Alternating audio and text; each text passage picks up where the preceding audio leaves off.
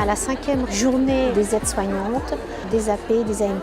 La thématique, c'est équipe, famille, et on va faire aussi sur la fin de vie, principalement parler des échanges et de l'accompagnement des familles lors d'une fin de vie, c'est-à-dire proche d'un défunt. Voilà. La place également des enfants, des accompagnés.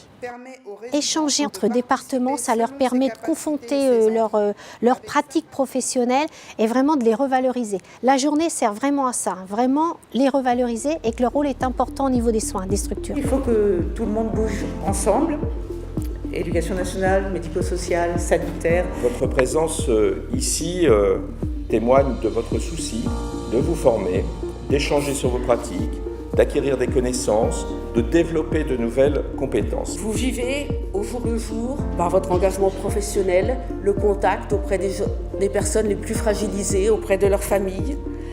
Et soyez-en remerciés au nom des habitants de notre région. Les familles n'ont pas forcément des demandes homogènes, claires.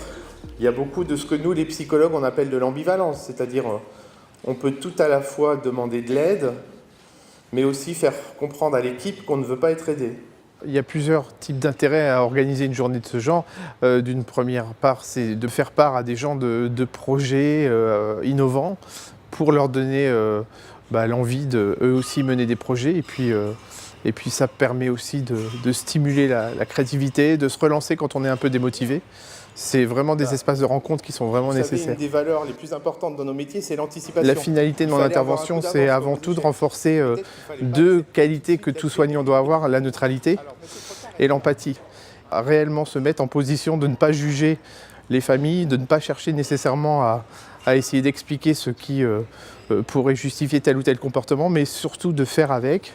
Et c'est plus facile lorsqu'on est en équipe et qu'on prend le temps d'être en équipe de ne pas trop vite porter de jugement hâtif sur une famille quand son comportement ne correspond pas à ce qu'on attend. Si j'ai des facultés qui commencent à être altérées, la présence de tiers auprès de moi peut m'aider à mieux intégrer les informations, à mieux faire valoir aussi quelque part mes droits. Il y a plein de tiers en plus de la famille, il faut que chacun ait bien sa place. Les statuts juridiques ne sont pas les mêmes. Donc les professionnels doivent apprendre à faire en connaissance de cause de ce statut juridique. Bon, je prends 8 jours. Ouais. Oui, alors là, c'est la famille organisée. Mais il y a qu'elle qui comprend son organisation. C'est un mystère pour l'équipe de soins. Nous allons vous présenter un projet qui s'appelle « Au cœur de la fleur, tourne Marguerite ».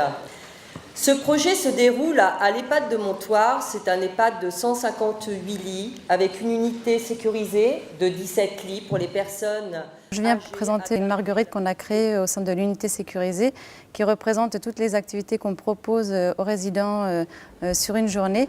L'intérêt, c'est de mettre les aiguilles sur les pétales de manière à ce que les résidents et les familles sachent quelle activité est planifiée à la journée. Et donc après, suivant les activités qui sont proposées, les familles peuvent s'y intégrer. Est bien meilleure et une confiance en tant qu'aide médico-psychologique, c'est très important pour moi de ne pas être que dans le soin. Parce que voilà, je trouve que ça fait partie de mes fonctions aussi, de les accompagner dans des moments plus individuels. La confiance n'est pas instantanée. La confiance, c'est quelque chose qui s'acquiert dans la relation avec le patient ou avec les familles. Et effectivement, il faut du temps pour que celle-ci se mette en place. Parfois, on explique les choses aux deux en même temps avec le même langage et parfois, on explique les choses d'abord à l'ado parce qu'il le souhaite, il souhaite être vraiment acteur. Tout ça, ça se fait un peu au cas par cas. On n'a pas La question de fond, c'est le parent a-t-il réellement la place auprès de son enfant au moment des soins?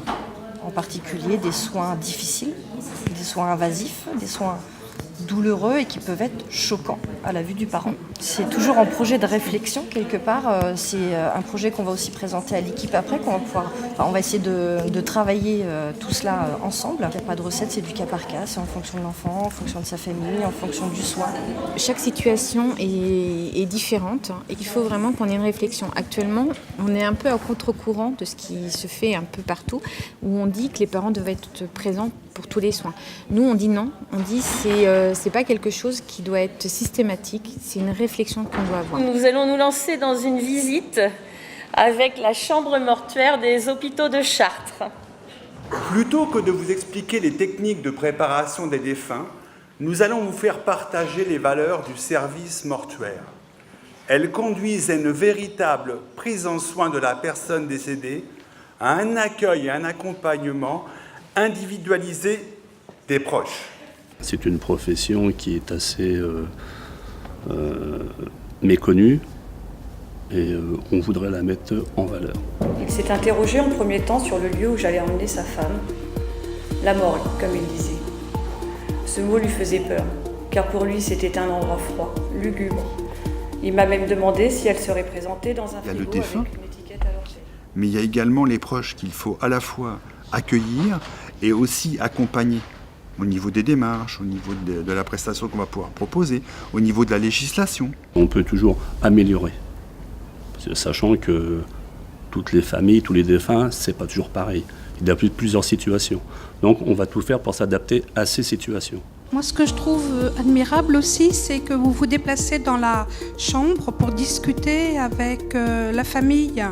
Comment vous exprimez les choses, sachant que le silence aussi aide, mais...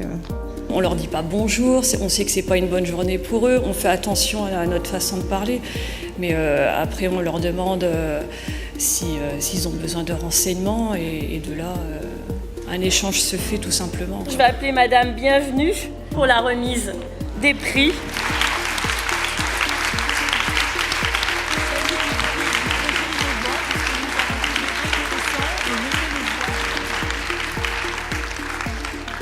Je crois que c'était un peu le fil rouge de notre journée, cette notion de juste proximité. Elle améliore le vécu de la maladie par le patient et par ses proches. Elle atténue la rupture aussi avec le domicile. Elle facilite l'accompagnement et le travail de deuil. En fait, on constate que le soin devient donc un vecteur de communication entre l'équipe soignante et la famille, les proches. Et ça, c'est très important. Merci à vous.